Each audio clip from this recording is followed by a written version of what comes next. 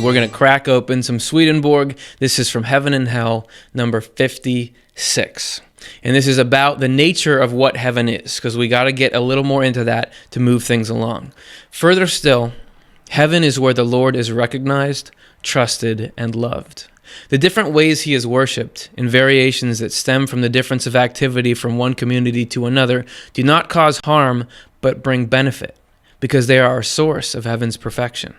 It is hard to explain this in such a way that it can be grasped without resorting to expressions usually found in academic circles and using them to explain how a perfect whole is formed from a variety of elements. And so that's code for, watch out, this is going to be boring or complicated or hard to listen to.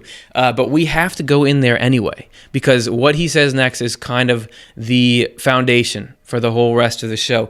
But to make it more palatable, we put like music and graphics to it. So here's me like narrating it with a visual representation. Every perfect whole arises from a variety of elements. For a whole that is not composed of a variety of elements is not really anything. It has no form, and therefore no quality. However, when a whole does arise from a variety of elements, and the elements are in a perfected form in which each associates with the next in the series like a sympathetic friend, then it has a perfect quality.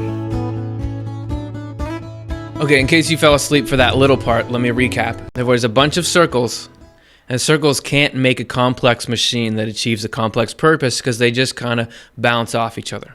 Right? But when you look at a watch and the gears and the screws and the little metal platelet things, what they can all go together in this form that makes it so they can do something as cool as tell time. I don't know if anybody wears watches anymore, but they look really cool on the inside. So we wanted to use that as an example. So that's what he's talking about. It makes sense, right? And so this is the precursor to this whole heaven conversation. Now, we're going to get back to just a straight book as it was. More from Heaven and Hell 56, and he's still talking in this sort of academic way. This is going to be a little bit of slogging, but it's important to just get it. So this is, as I said last episode, this is vegetables right here.